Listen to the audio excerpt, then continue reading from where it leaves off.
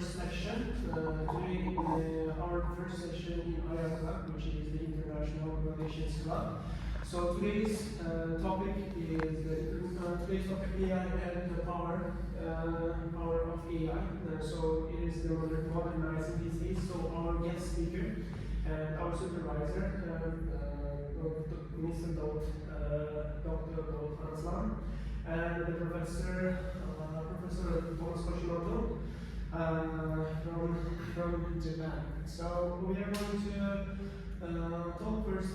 We are going to give the floor for the first our supervisor. It's Dr. So thank you very much. As a rule, I made the opening speech. I'm not going to be here for the entire program.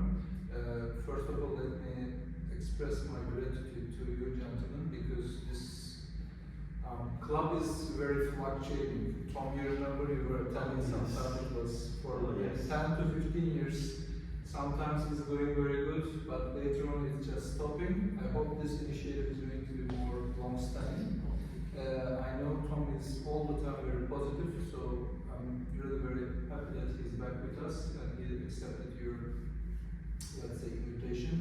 Maybe you have had classes with Tom, but classes are mostly based on attendance and mark base.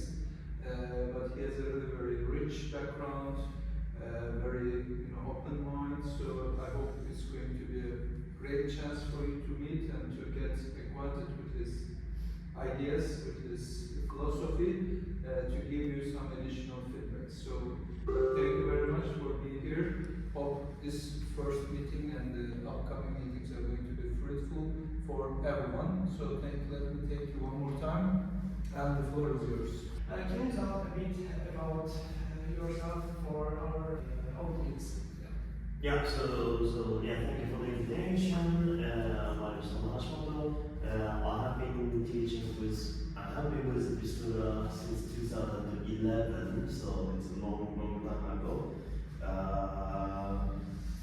And I did my PhD, as he said, in the UK, and my topic was Vistula University as a financial center. So I specialize, my specialization is on post-communist transition and European integration in terms of financial markets and economic development. Thank you very much.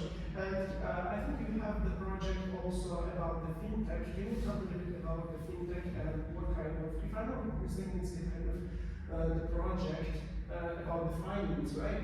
Yeah, so the FinTech, known as a financial technology, it's a global topic. There's a lot of blockchain, NFTs, smart contracts, and so on. But the question here is always using the technological solution and disrupting the market. That's the basic about it. So if there is any kind of disruption, either from the advanced technology or using the technology and disrupting the business model, then this week we had one of the international expo called Slash, and it started on Tuesday, so it started on Wednesday, so the Wednesday and Thursday, we had this event. It was very interesting. There was NVIDIA was there, you know NVIDIA? Yeah, so the microchip company was there, Nubius was there, of course Microsoft, Cloudflare, all those companies were there. So it was interesting. Also investors were there. Its whole ecosystem was there. As I mentioned before, our topic is today about AI, and as I offered, it's how technology is redefining global inequality. We know that our society, actually the world, is divided with inequality, with power, with finance, every stuff. So when you think about the AI's future, is it actually going to happen kind of AI revolution in the future or upcoming years, or is it kind of a hype of the social media? Okay. First of all, AI, artificial intelligence, is designed to imitate create what we call the cognition system. So the cognition system is to process the information. So we have a vast majority of information. So for example, if you, let's say you're writing a paper, research paper, what do? You go to internet, you go to collect the information, you process it, and you write your ideas. So that is virtually, that is exactly what the AI is designed to do. So the AI is designed to do collecting the vast majority of information and processing it. Now, in order to do so, one of the most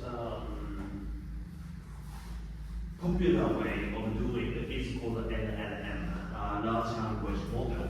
And large language model is what the ChatGPT and so on stand for.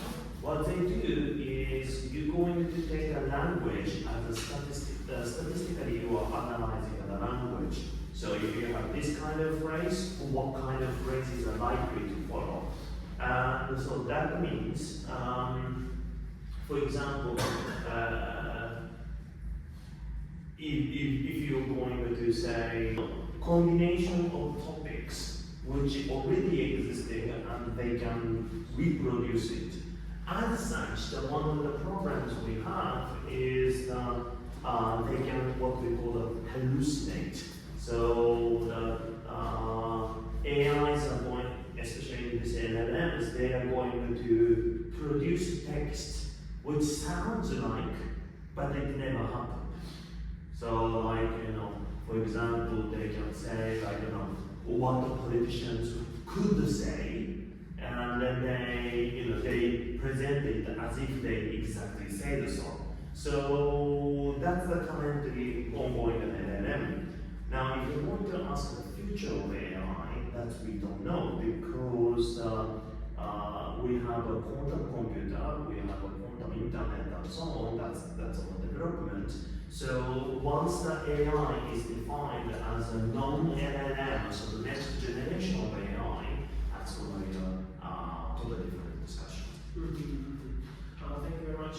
And I have been watching some videos about the AI, and so specifically the Yuval Noah Harari's videos. I think you know about the author of the Sapiens and so on books. And nowadays he is more interested with artificial intelligence, and he is saying, like, for example, that there is a machine, like it says, if you go on that side on the machine, approach the machine, and once you click the machine, if it generates and prepares the coffee for you, it's just a system built on specifically the operating specific task or job. It's just the working machine, it says. When it comes to AI, AI is like something artificial intelligence, which means like if you approach to the machine, it is going to analyze your actions or routines, and after a while, it is going to prepare a new type of let's say drink, or it could offer like, now I know your routines, you almost always you drink the cappuccino or latte, but this time I made you such different drink, just test it. If you are not going to be able to predict what's the action of the machine, I think it's called the AI. So nowadays, when it comes to power inequality, of course we know the developed countries and non-developed countries have a significant amount of the balance, non-balance with the finance, right?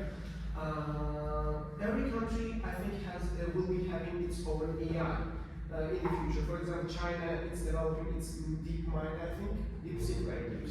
In the US, it's like the open AI and ChatGPT stuff. So, do you think in the future we are going to have the competition between countries in order to possess the AI power? Okay, now you start all the things. Okay, let me start first.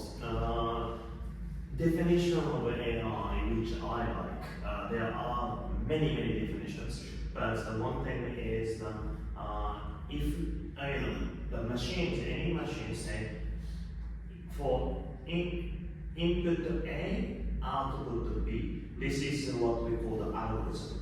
So that's why, like when you type it, like on Japanese on the keyboard, it shows on the screen. You know, it's just a pre-programmed sequence of actions, and this is called the algorithm. Now, AI is such that they can write their own or modify their own algorithms as they learn. So in a way that a designer, which is usually human, designer knows 100% this input-output correlation in the case of the algorithms, but once the AI is launched, they can modify their own algorithms so that the designer may not know what the corresponding input and outputs are. So that's the AI. Now, so that even that the AI, however, you can do the specific one. So for example, you can design AI that you are going to, let's say, translate the document. You know, because language is, if you look at all the document available in that language on the internet, most statistically, available text combinations are the grammatically correct one. So that they can check the grammar, because grammatically correct usage are much more frequent than the grammatically incorrect usage. So that they can actually test the grammar from the statistical point of view. So the LLM is very good at writing translating the documents. Now, that is a special purpose. So like this is called a special artificial intelligence or specific artificial intelligence. And then we have a general artificial intelligence. General AI is what we start seeing in the ChatGPT. They are actually able to think and able to process many different contexts, not only just translation, but summarizing a document, you know, looking for the new information, writing the new stuff, and so on. They can do that. Now, if you let the ChatGPT to, for example, access, for example, as you said, a coffee making machine, then they can start doing more activity. That's an area what we know as Internet of Things. And at some point, we are theorizing that AI's capacity in terms of cognition and thinking will going to be above human level, and that is known as a superior artificial intelligence, and we don't have it yet. So that's like a kind of area of singularity and so on. Now, one of the difference between AI and the human being is that the human being has to take time to learn. In a sense that I have to explain to you, you listen, then you memorize, and then you remember, and then you learn. Whereas the AI, everything can be done immediately. As soon as they are connected in the world of cloud, all the information and the learning will be copied easily. So now the question is that power and the experience is currently held on into the single company, etc. So many countries are considering this as the kind of security threat. So the China started developing their own AI because they are worried that this technology is monopolized by the West, especially the Americans. And that is one thing, and the second thing is to create a legacy. So that you have like 3 to 4 different reasons why countries or government engage in AI creation. One is this power monopoly, and 2 is security concern, and 3 is economic dominance, and 4 is the social legacy. So in this sense, the countries which have either security concern, economic concern, and legacy concern, practically everyone is willing to have their own. Now, we don't know here that the European Union is going to have the European AI or they're going to have the national AI, like a German AI, French AI, and so on. So that's a difference in here. Yeah. Yeah, I see. And while we are talking about inequality, we know that the inequality in terms of the social and economic and also military terms is unavoidable, right? It's not possible to regulate the whole system on the same balance. So it's also mentioned on the download models and it's on Professor happening. It's about the violation state. Download model and one Professor for PhD.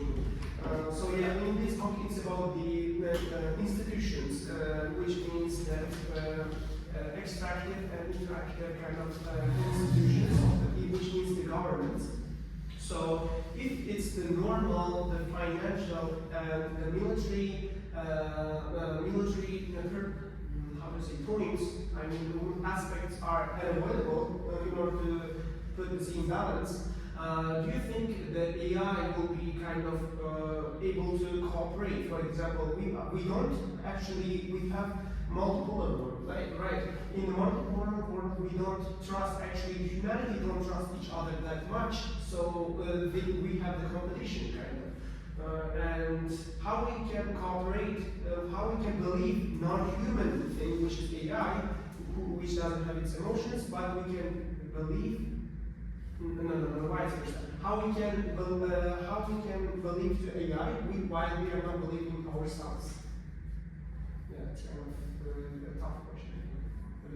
I hope you got it. For example, we don't believe in terms of the competition. We have specific military organizations like NATO and etc. In order to defend ourselves from ourselves, I mean humanity.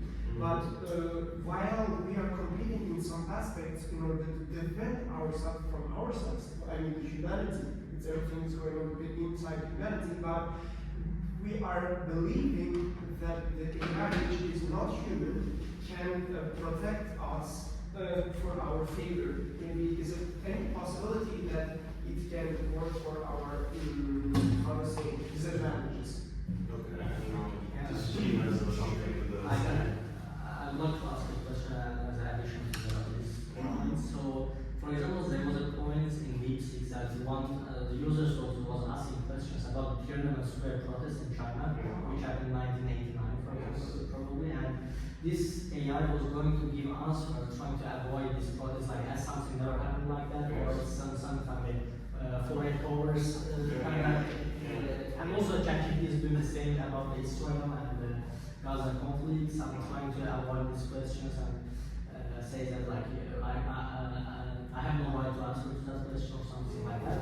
So I think and at this point, like these countries and nation states own their own security threats and their perception of the level of the regional or global system will affect this inequality between this power of the states will affect this. Okay. I'll say that the very important things. Okay, so you mentioned about the emotion. Yes, AI is to have an emotion. AI is mostly logical for now. They can learn the emotion. That would be very interesting. So like, if you're going to write something on the ChatGPT and the ChatGPT is always saying like, you know what, I don't feel like it, I hate you, and then I just stop answering you. That would be horrible, right? Yeah. I mean, one thing, right? What the AI is producing or what they are eating, so to say, is data. Right? I mean, they are obtaining the data and releasing the data. And any AI can invade any other AI's, any internet things, and they know that what the AI knows is some other AI can know. Okay, where I'm going with this, that means AI will never understand the concept of property. Like in the sense of like, this is mine. AI does not have an identity because I and you, we share the exact same data. There is no monopolization of data. That means they don't have a concept of money because everyone's sharing. They don't have a concept of conflict. They don't have a concept of the competition. They don't have a concept of inequality. In a way, because the whole concept of economics, they will never understand. Until AI is somehow able to create the monopolization of the data. So that your data is my data, your data is my data, but my data is not yours. You know, if you kind of like, this kind of like, so property, that's the one element missing in AI. And right, on that way, so whether you are going to talk about, I don't know, security or anything, at the end of the day, this is what this is how we humans are using AI. So this is a bit sounds like how do you say, funny things, but imagine that AI actually study whole world by themselves, and then from the climate change to the two world wars and what happened in Gaza to Ukraine and so on, and say okay, you guys are killing each other. Actually, you guys all humans are unnecessary for the ecosystem of the entire Earth. We just eliminate all of you. So the AI actually could have thing. I mean, that's the kind of if you have watched the Netflix drama series called Three Body Program, that's the fundamental thing in it, and fundamental message is do we really need are we so special that we need to be on Earth?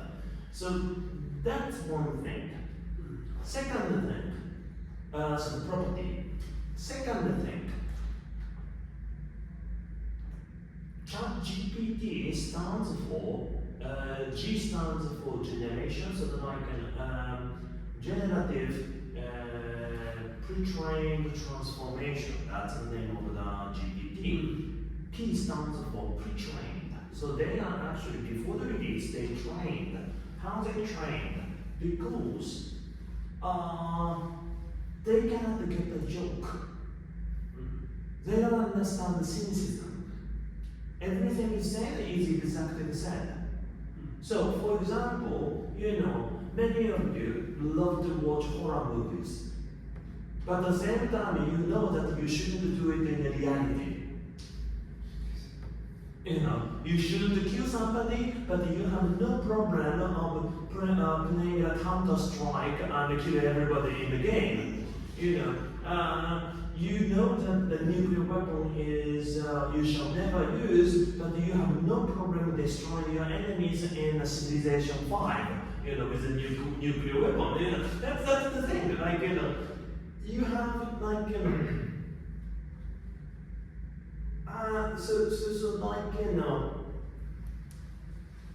we have so many things on the internet as an information which we know we shouldn't do, but we actually produce it. From murder to the war to the, it's there's lots of movies like that. So now the here thing, telling the AI saying sorry, that was just a joke, we don't mean it. And then the AI said okay, what do I trust you? So in a way, your questions open the door for that. Like, how do we define what we, how do we actually consider something is, acceptable and non-acceptable in the real life? I see. And for example, I think from this perspective, I can get that the jokes and emotions, sarcasm, in current AI doesn't have the capacity to understand, like we mentioned, the emotions and the jokes. And I think the only the mammals, the mammals, the creatures on Earth, only the humankind believes on the fiction. I think, for example, which doesn't have its intrinsic value. For example, the money is just like a paper, right? This is also paper, but we cannot use it as a money. But it has its own specific shape, and we give the legal value kind of. But it's in our human perception, we add value. Like, you know what I mean? Yes and no. I disagree on that because, strictly speaking, for example, penguins, when they are trying to, engage, when they are to marry, their marriage proposal, they drop the stone. They bring the stone and they drop. I mean, it's just their stone. We use the actually shiny stone, but the concept is exactly the same. Penguins, when male penguins go to the female penguin and drop the largest stone they can carry. Why they have to be the largest stone? That's exactly the same as the human beings, It's just a stone on the diamond. The diamond is after all, it's a stone as well. So, in a way, the value, that stone has a particular value. And even penguins understand it. So, any species can have such a kind of additional value in anything. Now, does that mean that AI will not have their own value system? We don't know. Why?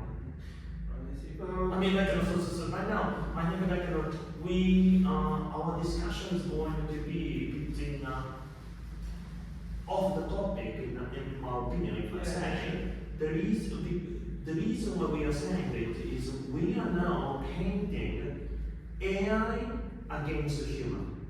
That's the one now we are discussing. What if the AI take over our world and so on? What if we are going to talk about human against the human with AI? That dynamics, or human with AI and the human with AI. Like, what if Israel is using the AI to say, what is the best scenario to eliminate Gaza?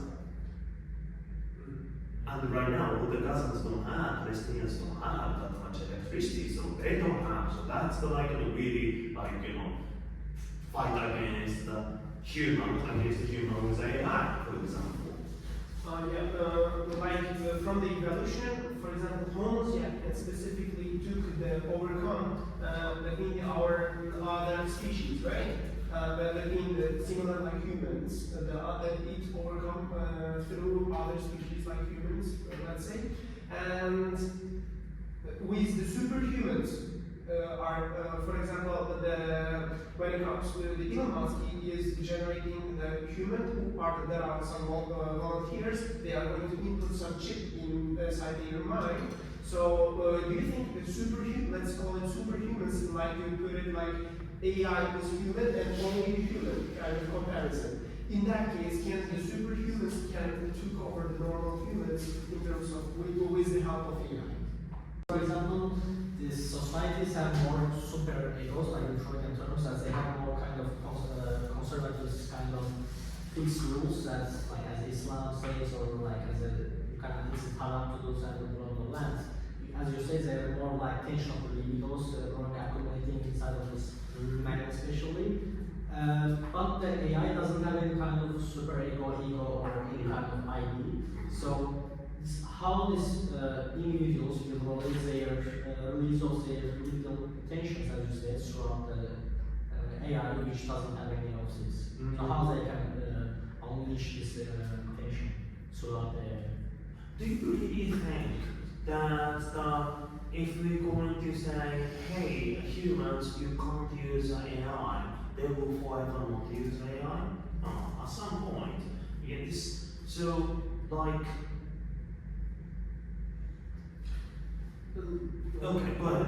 Yeah, I'm going to put in a different way, like what I you mean, said. okay, let me put this way.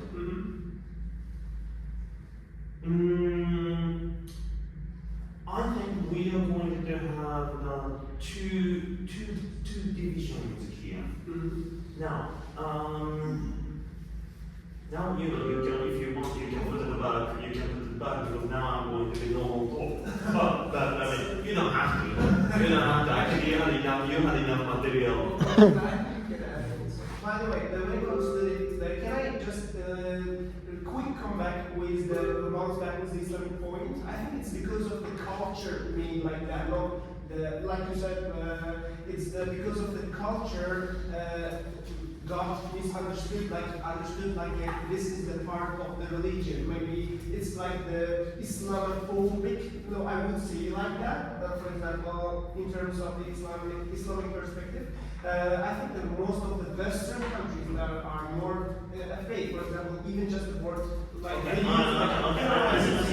see you mean. Okay. Yeah. Here's what I think. Here's what I think. In general, I'm making an over generalization, and you know, try not to be cancelled in these days in the cancel culture. Usually, self-correction is the easiest way of reform, right? Like, you know, Christianity, when the Christianity got quote modernized, so to say, it was a criticism within. Yeah, Protestants come in. Right now, we have a huge discussion inside the Catholic Church. That's also inside.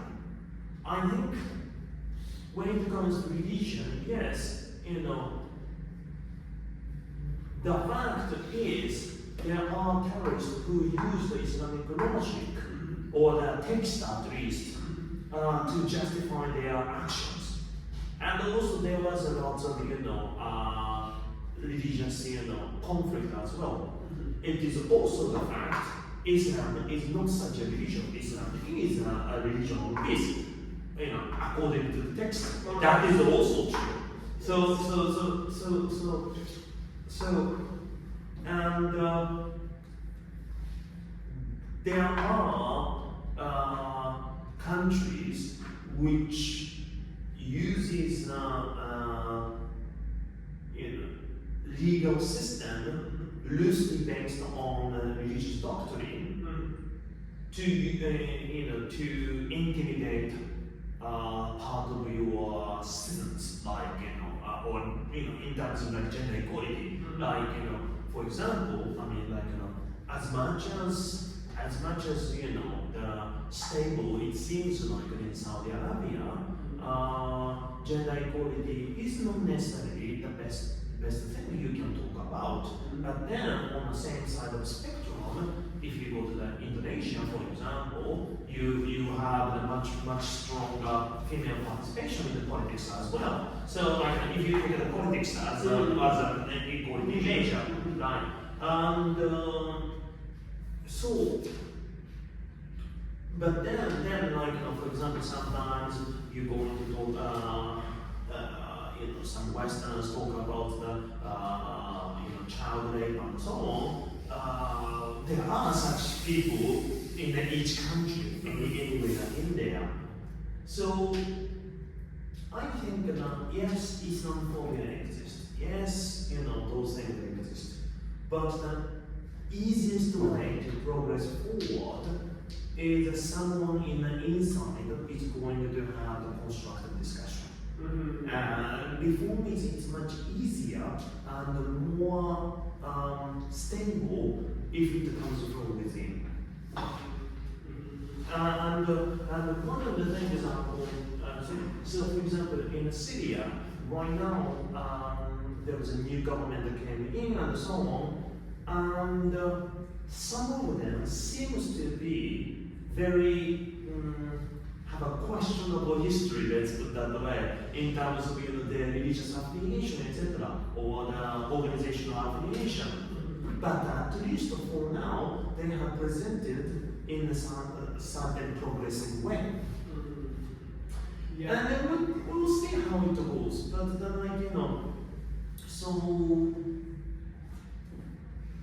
so whether it is said, for example, if you read Old Testament of Christian doctrine, Old Testament has a full of sentences which does not fit with the modern society. For example, you should put to death, if you walk on the Sabbath and so on. It's just like, there's a lot of things in there, right? There was a story of ancestry and so on. There's a lot of immoral things, described, today's standard immoral things, described in the Old Testament.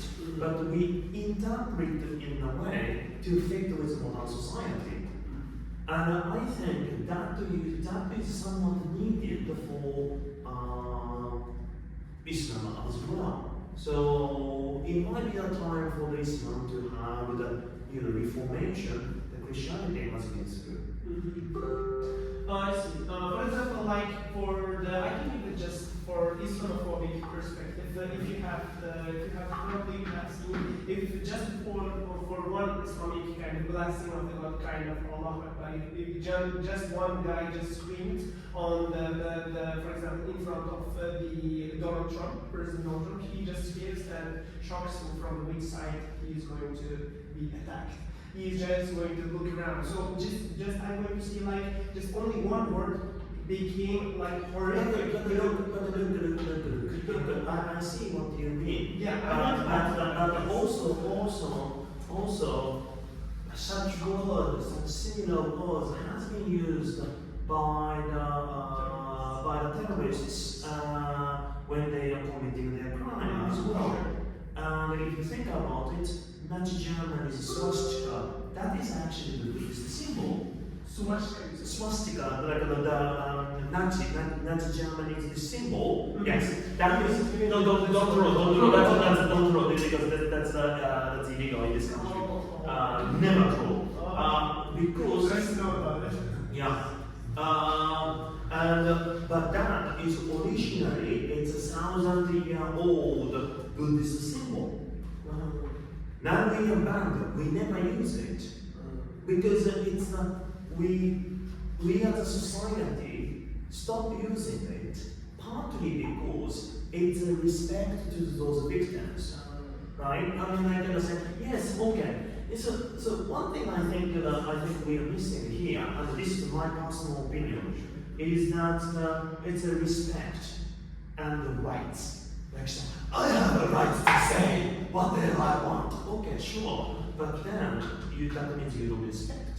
So, for example, when I also agree that it's the Buddhist symbol, so which we can use it anywhere, but at the same time, when you consider so many victims of the Second World War against the Nazi, you refrain from using it, even if you had the right to use, to just for the respect. I think that's also true. And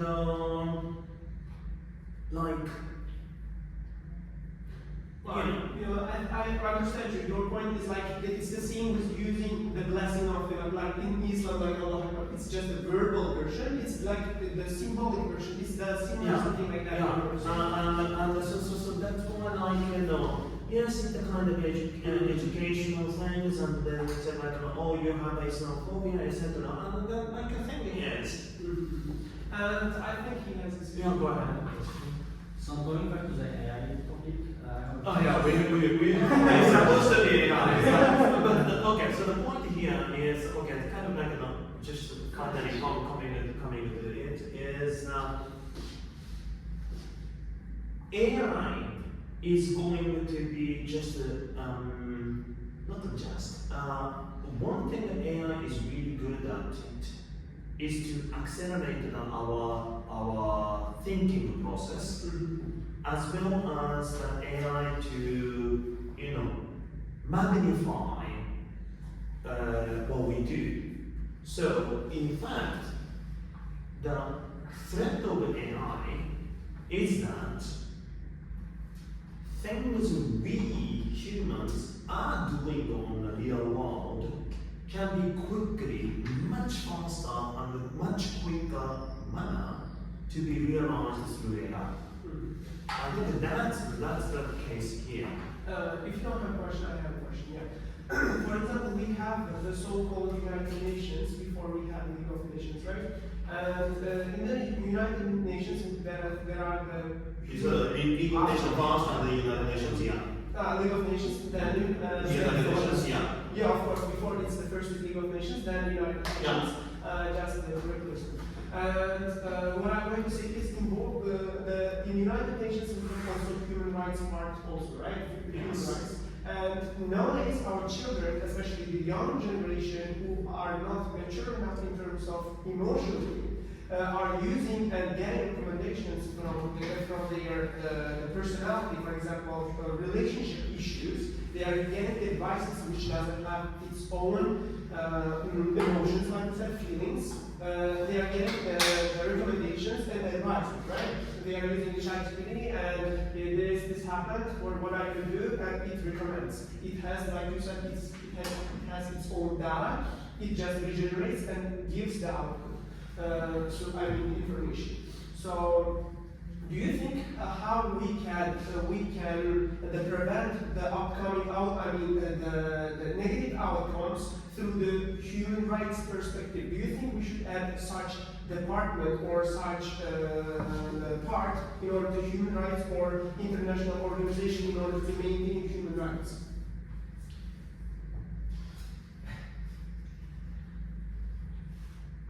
Are you on that? Yes. Just in addition to the question as well. I just want to keep it short. I want to ask, in the developing world of today, in the 21st century, previously we used to use nuclear weapons, we used to use nuclear bombs. Do you think the usage of an increase of cyber attacks and cyber warfare has made AI the next nuclear bomb that will threaten the other countries? Okay. Reference to the Pegasus system and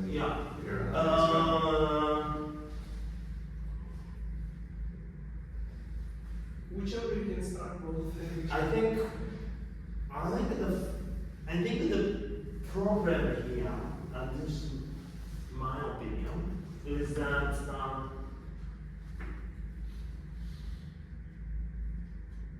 we have a problem with democracy. Let's put that way.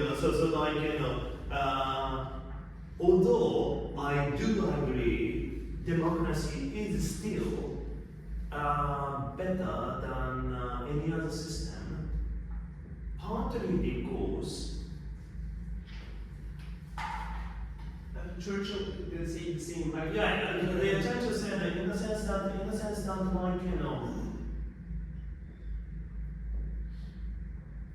democracy, whatever the results we come up with, we have to own it, right? For example, right now, many people blame Trump and the Republicans for what happened in America. I'm sorry, Americans as collective, it's your own fault. If the Democrats were so smart in convincing the Republicans, then this wouldn't have happened. The result was there. It was not a physical manipulation. So many Democrats still believed that there was some intimidation, and so on, blah blah blah. But it was a fact that Trump was actually popular in certain extent. Whether he was supposed to be elected or not, that's a different story. But there are people there, and there was no conversation. So Americans, as a collectively, they have to own it. They have to own these results, and they have to take responsibility for it. And instead, sorry, excuse my language. Instead, what they did, the massive amount of Americans, applying for the Canadian migration visa or whatever, and to the point that the Canadian system got shut down. People just, escaped it. Not saying that individually speaking, it's not, nobody can force them to, stay in a country where you're going to be facing a social problem. But at the same time, being a democracy actually means that everyone is responsible for whatever the result it comes out. You have to own it.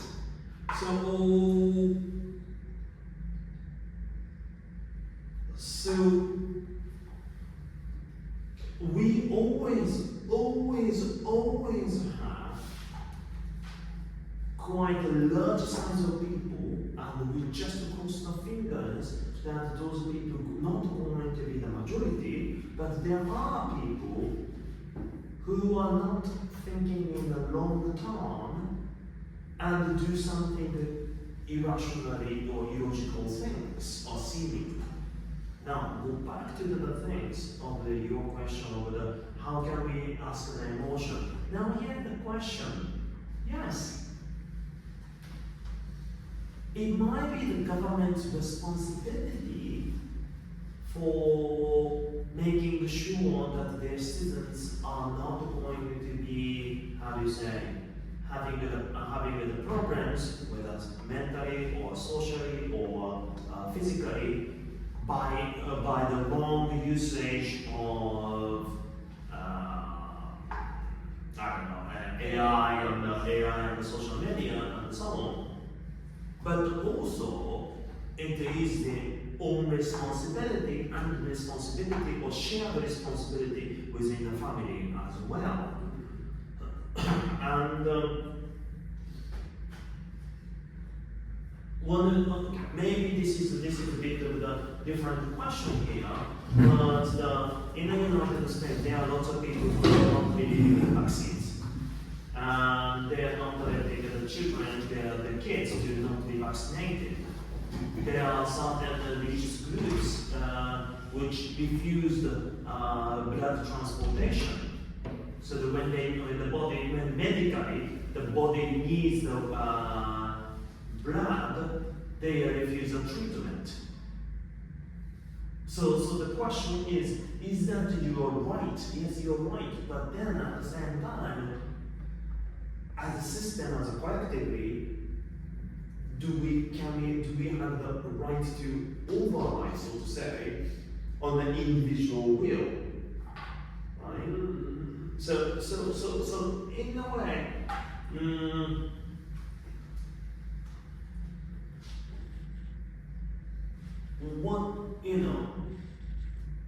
let me put it this way. If there is a dumb person, is it our responsibility to save that idiot? And when those idiots, quote unquote, become the majority, what can minority intelligence or intelligentsia can do? And I think that's more the systematic question. So AI is a fantastic tool anyway, and there is a threat. There will be a multiple threat. One of them is smarter people can use the AI on their own benefit and exploit the others. That's one problem. Second problem, some people may get addicted to the AI and they're just going to be losing their self-control. That's another one. Another group.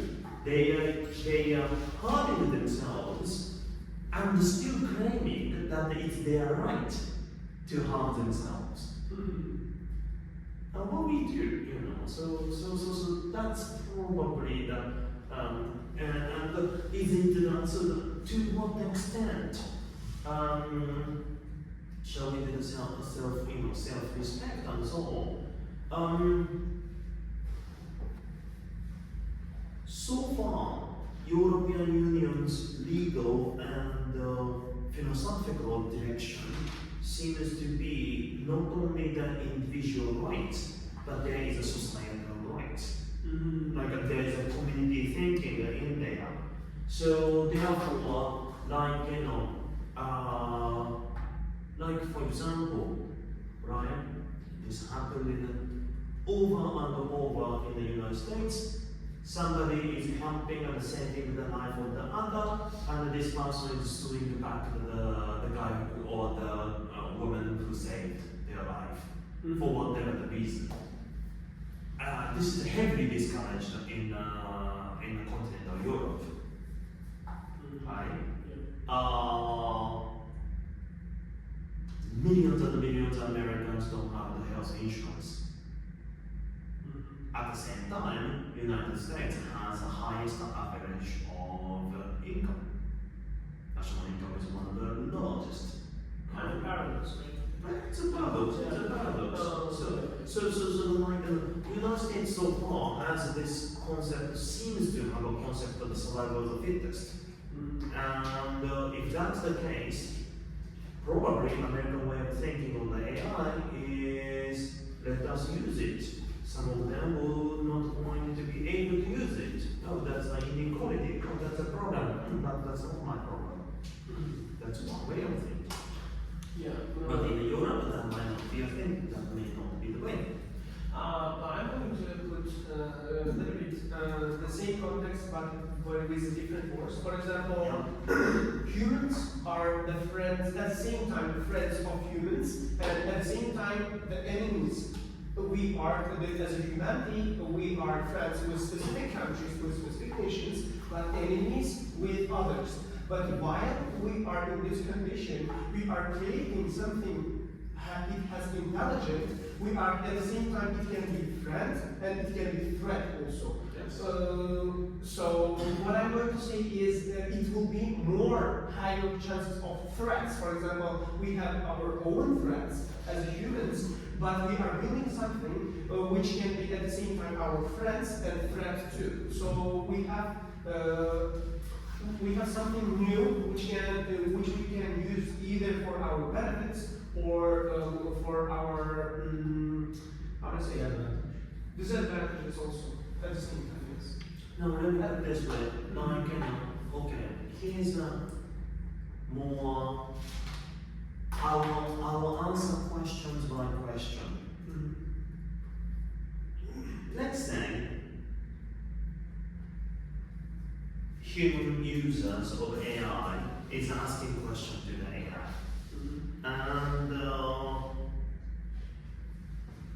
this person has a certain hatred towards other group. It can be like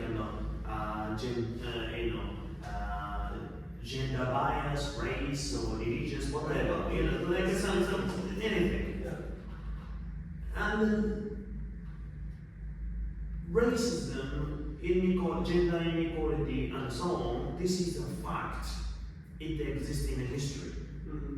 So if that user asks such question to the AI can naturally confirm his or her belief because that belief did exist in the human history.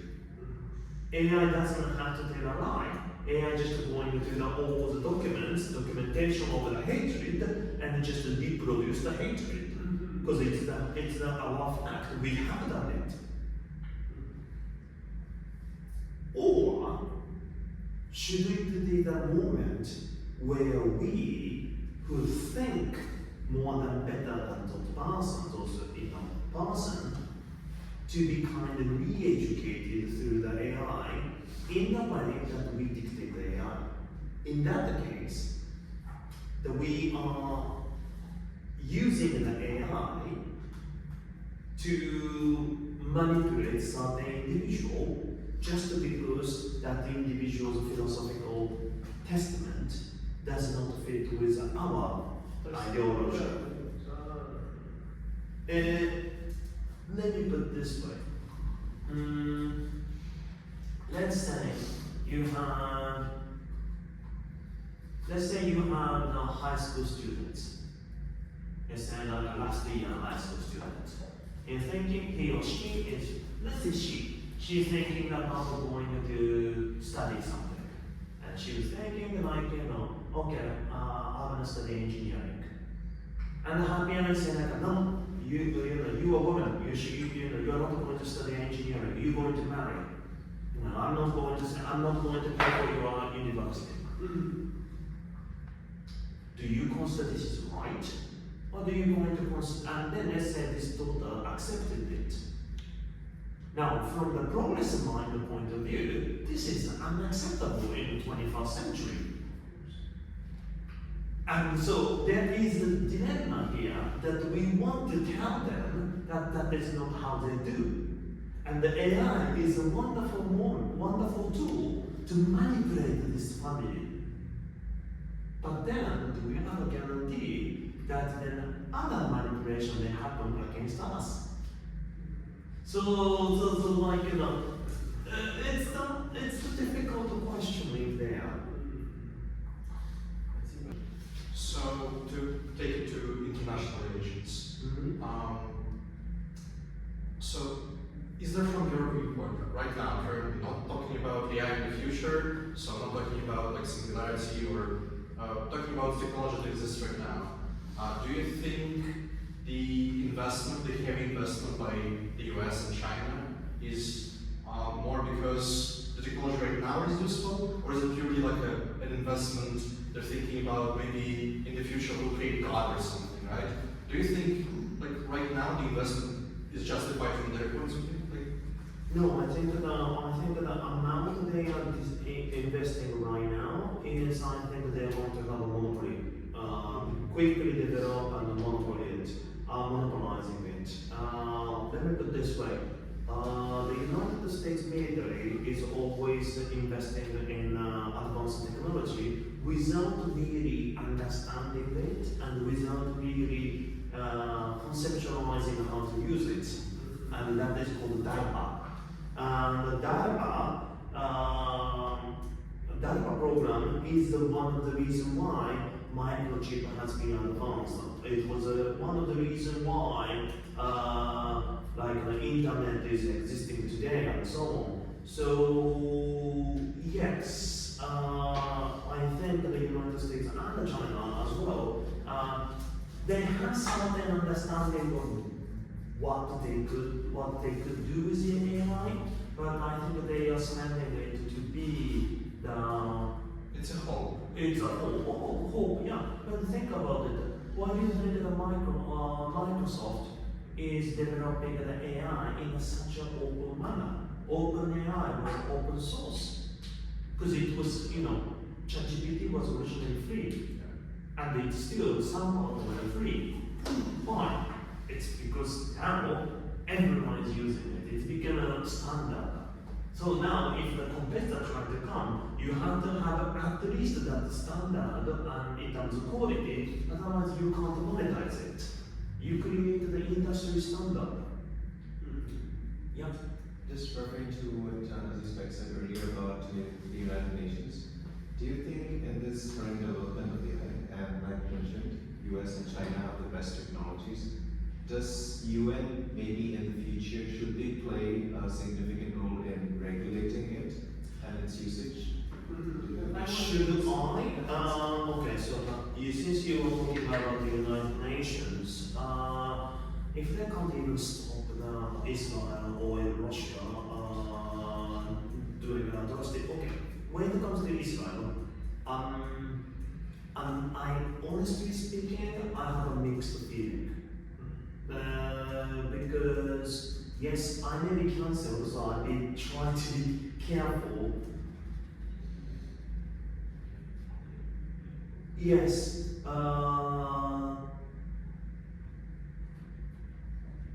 Islam has been systematically colonizing the certain parts of their current territory. That is true, but at the same time, there are countries surrounding Israel has been trying to eliminate that whole country since the day one of their existence. Actually, they existed. Sorry for disrupting your speech, but they existed after the World War II. They came to. They came. No. But the thing I'm saying that like when you have like a biblical origin on there, yes, it is like who can we like if we are talking about say like original people, then entire world should be Mongolia because it was at some point Mongolia. So once you have the kingdom of David as a historical, fact that the Jewish people once they lived there, then they do have a right to live there as well. But now also time to time, which is which, right? You never know. So for example, the Albanians were one of the oldest one living there. Macedonians, there were Slavic people coming in, migrating from. So therefore, are you going to give the entire Balkans to Albanians? So in a way, like it's difficult. Once in there, Poland. Because in order to reduce the influence of Germany, the Polish territory shifted, right? You know the story, right? There was a swap of the territory. So there was Poland was much more in the east. Or Lithuania. Once upon a time, the Lithuanian, we call it the Commonwealth, the Lithuanian Polish Commonwealth, was stretching from all the way to the Baltics to all the way to the Black Sea. Should we return all the Belarus and the Ukrainian territory to Lithuanians? So the questions go on and on. So, yes, what the Islamic government currently is doing in Gaza, as far as I see from all the information, it is looking like, it looks like, I cannot say for sure, but all the information I see seems to indicate that Israeli military and the government in that extent has been committing the atrocities in Gaza. And this is probably going to consider as a crimes against humanity. At the same time, that whatever the Israeli government has been doing cannot, never going to justify what, for example, Hezbollah or what the other terrorist organization has done. And that is, unfortunately, that is the reality of the 21st century. Once the Second World War is done, we say if you want to get the rights of the country, you have to follow the modern way. So that even if your people has been subjugated and so on, human rights is above all. That means you cannot attack the civilians. No exceptions. You cannot, even if your country is about not to extinct, you cannot attack the civilian, you cannot attack the women and the children. And because that's the moment you're going to lose all the legitimacy in there. And that seems to be, Ukraine understands well. When Ukraine is fighting back against Russia, the Ukrainians are actually treating the prisoners very well. They try to select the military target as far as we see. And there might be a case where the Ukrainians actually had a casualty on the civilians and so on. We don't know. But as far as what we see, Ukrainian military is trying to do that because that's the legitimacy is what they need. Because Ukraine is playing the card that they are the victims. This is the actual this is the only negotiation power they have, I would say. And as far as Gaza is concerned, the Palestinians are concerned, the Palestinian government is trying to do that. But there are many military organizations trying to achieve whatever the results with whatever the mean. And that makes the situation much complicated. Yes, yes, I will support Palestine and the Palestinian existence, but no, I will not going to support the elimination of Israel. What the Israeli military has done and the existence of Israel is a different question. Israel has a right to exist. But what the Israeli military has done in Gaza is probably wrong and somebody should get punished. That's my opinion. But no one can say Israel shouldn't exist. That's out of the question to me. Same way, Palestinian government can exist, Palestinian can exist, I think in my opinion, why not? But I will never accept the terrorists as a Palestinian government. Palestinians should have a democracy, and they should select their maybe transitional government, but who's going to understand that you cannot attack civilians, you cannot attack the women and the children. Without those things, you will not going to have a legitimacy, and sorry, I will not going to recognize that organization as a government. So that is a question between the recognition of government and the recognition of state is slightly different in my opinion. Hope that they are not going to be cancelled. But do you think that this United Nations or this kind of stuff should regulate this stuff? No, one second. So I'm coming to that. So it's like, with all these things that happened, right? So I went off the topic, but is what I said question is here. What I said about Ukraine or Gaza and so on, yes, of course, they are different type of conflict, but they are happening right now together, so that's why I'm mixing it. Is my opinion logical? I hope so. But is my opinion majority opinion? No. So here's the thing. If you're going to ask the AI, what would the AI say? AI will most likely going to repeat what the other people say, meaning that it's going to be, divided opinion. If you're coming from this side, they will give this opinion and so on. So,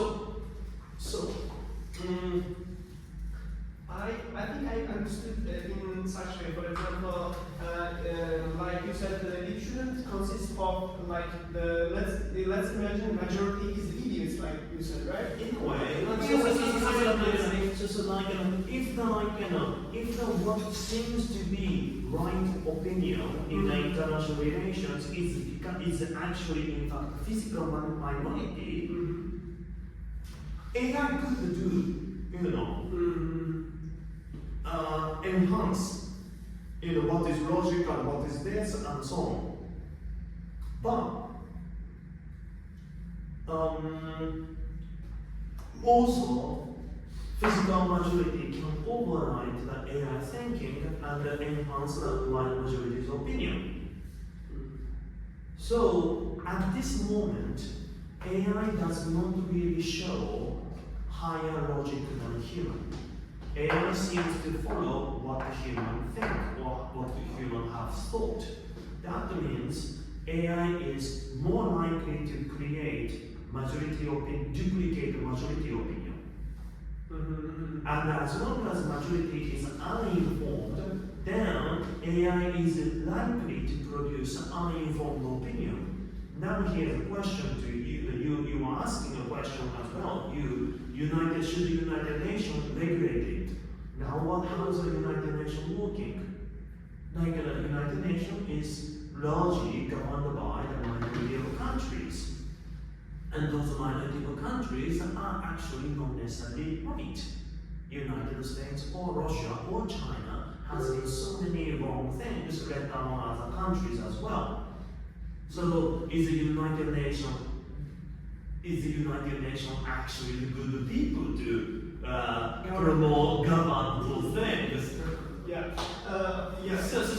So my final answer to all of this question is, whatever the problem we may face by using AI might be simply the reflection of what we have in reality. And but kind of like what you coming back to you, if the somehow AI can recognize the priority of logics, so something we consider as logical is what the AI can follow. So instead of saying the majority opinion, just duplicating it, but something with a higher logic, saying like, this is more logical than this, that, even an AI can actually start validating what is logic, what is more logical way of thinking, then AI might be the solution to our problem. But then if AI can achieve that kind of logical things, then why do we want to have a human as a government? Then let the AI to be a governing. That might be easier. And so then that's the moment we're gonna start the question of the AI to which life is better, perfectly or organized society by AI or imperfect society run by human. Then that sounds like a singularity question in there. So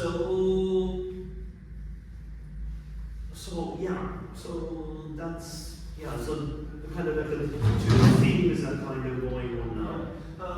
Like you said, the existence, I'm going to put both topics in one row. For example, the international form and the AI topic. For example, you said that Israel has the right. Of course, every country has it to be right, but someone's existence shouldn't be the threat or challenge to others' lives, right? For example, the Israel's existence shouldn't be threatening other society like civilians, right? For example, their army shouldn't be threat or let's say challenge to others. Is the United States of America's existence with a nuclear weapon threatened to the rest of the world? At least. So like in a way, like which level you want to go? At the same time, the AI, for example, AI's existence shouldn't be like. So what we have failed is logically separating each behavior. Right? For example, there are many missiles coming from the Golan Heights. So therefore, Israel militarily take over the Golan Heights to prevent the missile being shot from there. There is a logic in there, I think. But then, systematically migrating their own citizens in especially West Bank and so on, and then create a de facto territory, I don't think it's right. And in fact, even the Israeli Constitutional Court themselves said this is unconstitutional. Even they themselves said that. So what we are seeing is now is Israel, maybe military together with radical religious fundamentalists and so on, are dictating the Israeli foreign policy. And Israeli democratic side try to fix this through the elections and constitutional law. And we don't see the results yet. We don't see the democratic pain to control, democratic means to have a more responsibility of Israel's own action is not seen there. And that's why we have this image that Israeli democracy has been failing. You know, and because of the failing democracy, people are asking, saying Israel's presidency is, oh thank you, Israel's presidency is, threat to the regional security. So, ideally, so like, as I said, for example, Palestinians, Palestina, their action, well, from the beginning, British and the French were there, and making the whole world in a mess and so on. So, is the French taking responsibility on that? No. Is the British? No. So and there, right? And of course, this confrontation between Israel and you can go back to the 1970s in the Yom Kippur War. It was Egypt first attack on Israel to regain their territory they lost in their previous war, and what they did is they attacked on the day of Yom Kippur, which is the holiday. And I think that was wrong. You shouldn't attack on someone's holiday. No, I mean that's I'm not saying. But then that's not the thing. I agree, but that's the 21st century. We created the rules and the etiquette, and you have to live for it, because we don't want to no longer have survival of the fittest. If you're going to say that right of existence and so on, then you can, the strong country can do, right?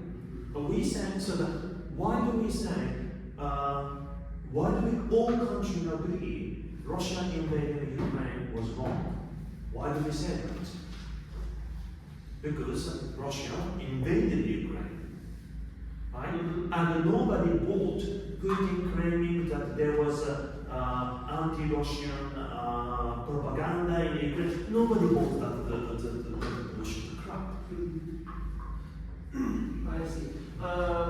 So legitimacy is important here, and I think if the AI, right, if the AI is really start saying human rights is above all most important thing, then AI belongs to the 21st century.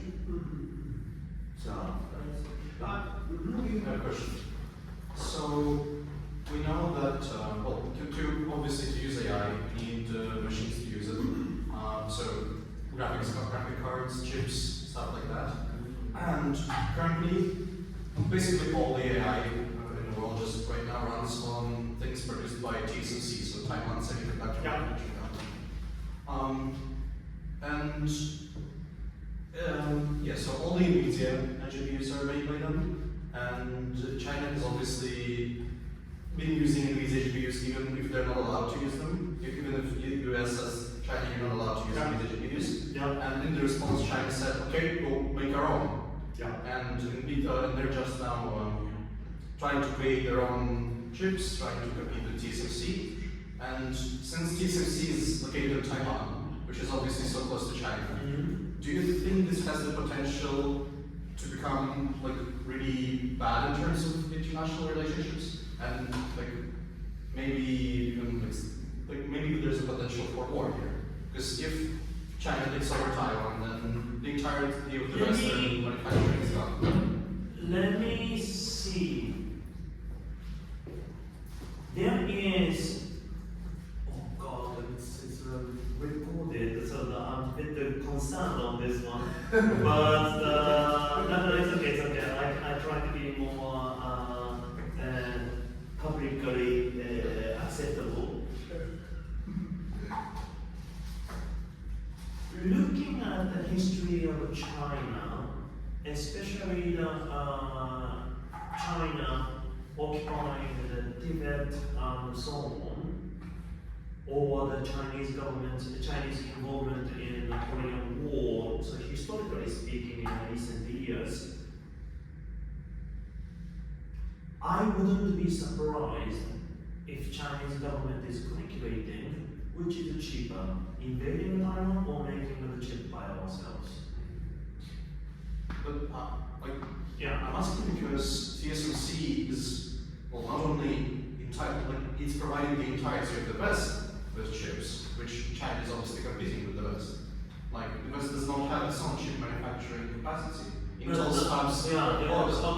But first of all, there are chips manufacturers and so on. We are not talking about mostly in what we call the logic chips. When it comes to the memory chips and the memory chips, Samsung is making it, and the power chips and so on. So it's different. It's type of chips we're talking about. Second, if we compare, so let's say Taiwan has a problem, what's going to happen is most likely, one, advanced AI research is going to slow down. Some of the advanced electronics will have the shortage of the chips, which is going to increase the price, and that's going to have impact, a negative economic impact.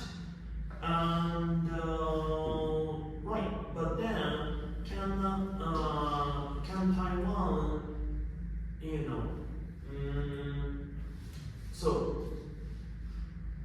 let's say that if the Chinese start making their own chips, are they able to make the same level of Taiwanese chips? We don't know.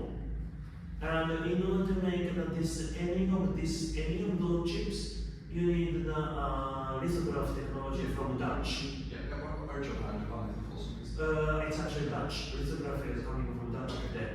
And Japanese also provide patents certain parts. So right now, as far as industry speaking, they have a huge chain of global production network where they are relying on each other. I think that as far as the industry is speaking, they don't want to have a war. Yeah. Because if there's a war, there's a disruption, and they have to, the status quo is the best for them. What I'm a bit worried about is so far what Mr. Trump has been doing seems to be extremely illogical in certain parts. And for example, this Chinese reaction is also seems to be corresponding to the irresponsibility and the irrationality of what Trump government is doing, Trump administration is doing. And then, right? Sorry, it's lots of bad, but look at the mayor election of New York. Look at some governor's election. It seems like the Democrats are coming back, and Democrats may win in the next upcoming midterm election. In that case, both houses could be Democrats. Then it's gonna be again. It's going to change, right? European Commission, the European side. European Commission, von der Leyen is very, very weak in terms of her political power. It seems like Germany has a much stronger hand, a grip in European policy making. And Germany is increasing the tie with Taiwan, while France, I don't know why, but President Macron is strengthening the tie with China. But Macron is counting the days. How many days? How much political capital did he need to form a government? Like the prime minister has to resign even. So France is in the chaos now as well. So with all this in the background, Lithuania has a company called Teletonika started playing a global role in chip production, and the European Union is kind of pushing a little bit in this sense. And keep in mind, Lithuania has a very pro-Taiwanese stance to the point Chinese government is so against, because I think Lithuania is the only country which has the Taiwan office, Taiwan representative. Everywhere else is Taipei representative. Everywhere else is city representative, but they have a Taiwan, so the de facto Taiwan embassy exists in Lithuania.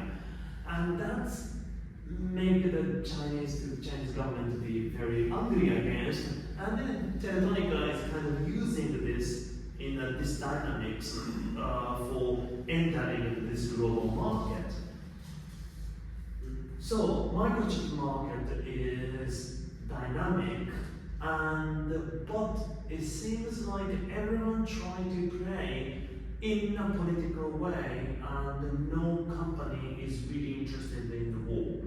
Yes, Chinese government could go to war against Taiwan, and that's, I think, the security threat exists. But would the Chinese government to be that stupid to not notice the industry dynamics? I doubt it.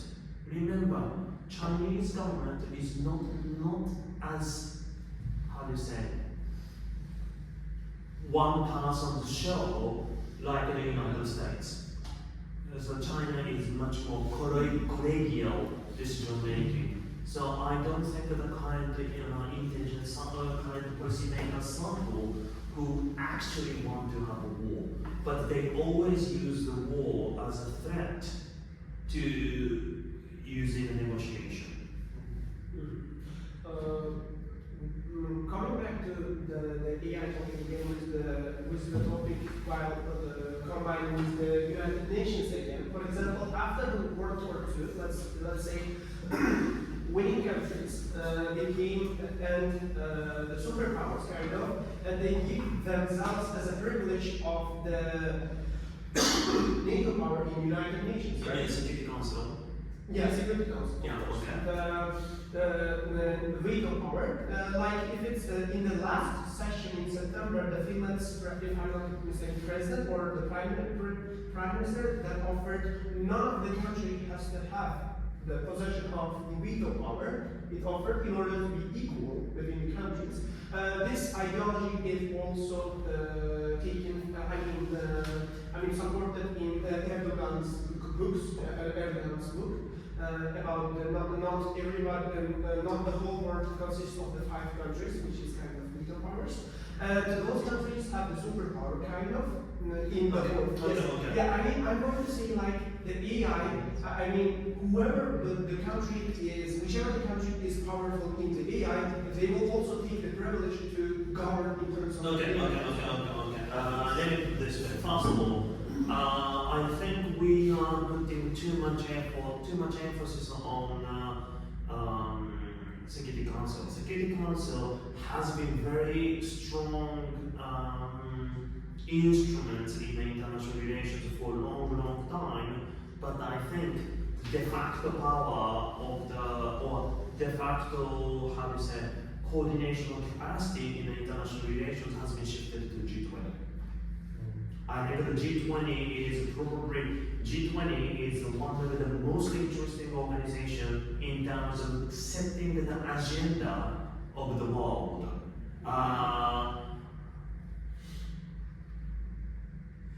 Security Council resolution, etc., it gives the justification of the legitimacy. But look at Russia.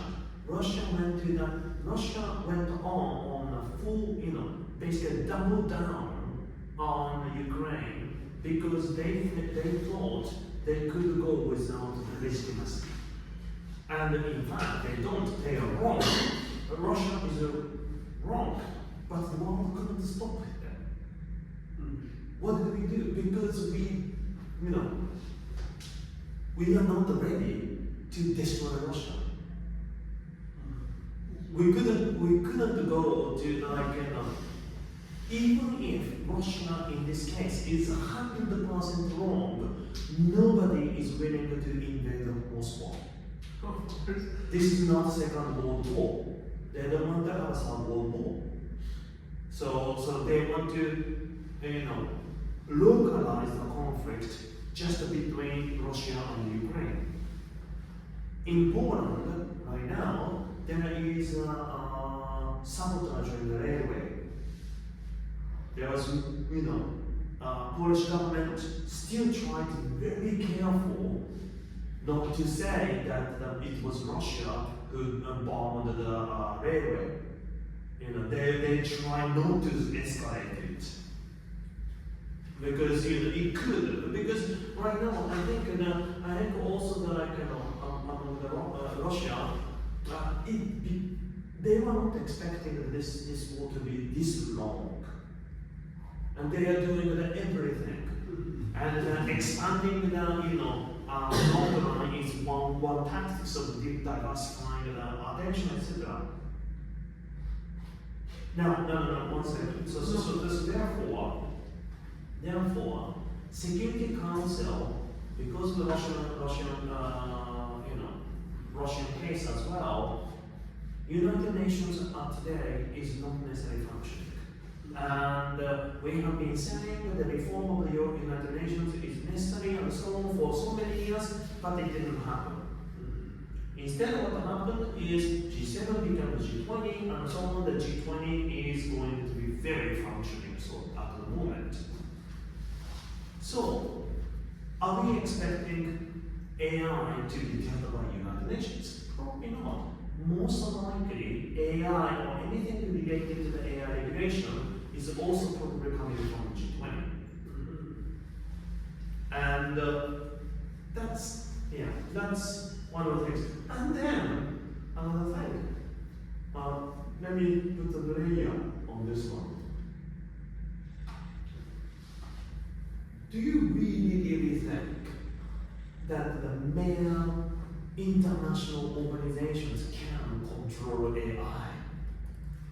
I think it's very difficult. One thing I think we can put on hold is the people's behavior with respect to AI. That might be able to control, right? So, for example, the way you train the AI has to be certain way, or they were expecting for example, you have to make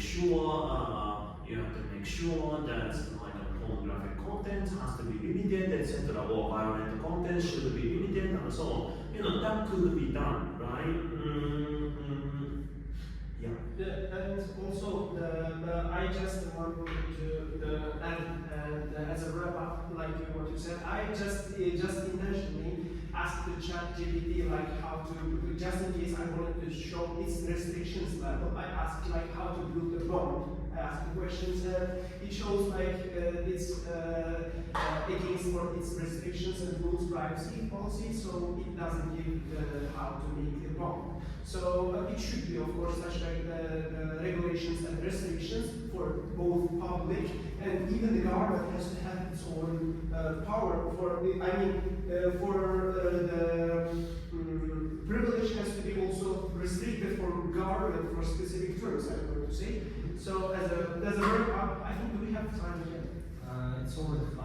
And I think we are going to call you again for the next our meeting, and I just wondered that it was a lovely. It was long. Yeah.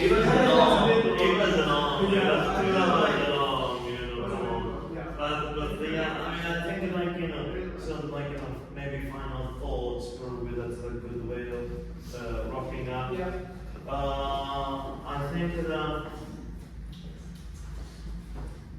I think it comes down to it is AI going to enhance inequality? And I think the answer is yes. That some people will be able to use AI in such a dramatic way to jump ahead of the game, and they're going to sort of in a sense that they have a high level of literacy on how to use AI and how to actually advance their careers or way of thinking, etc. Others are going to be the passive user of AI, going to be, do just, live in the current moment. And then some people, want to physically have access to the AI. I mean, keep in mind, we still have the parts of the world which does not have a regular electricity. So therefore, if we can comfortably say, AI is not available to everybody. And so there will be a huge inequality internationally as well as within a country. And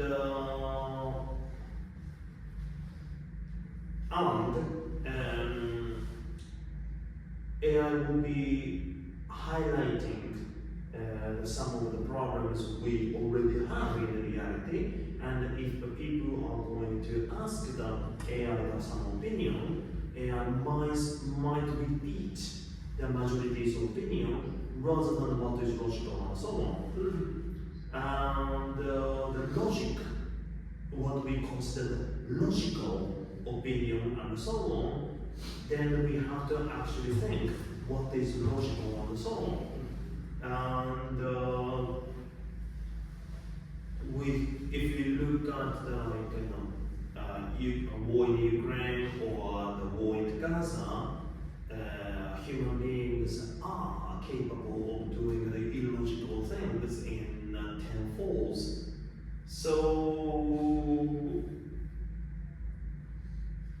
would be interesting if AI is going to be able to correct our behavior in the near future. Yes, thank you very much for everybody, and thank you for coming. If you have any questions, so you can give us. So these are our social medias. By the way, can you Yeah, like for if you want to join our Telegram, that was we have, yeah, you can join. And So, thank you very much.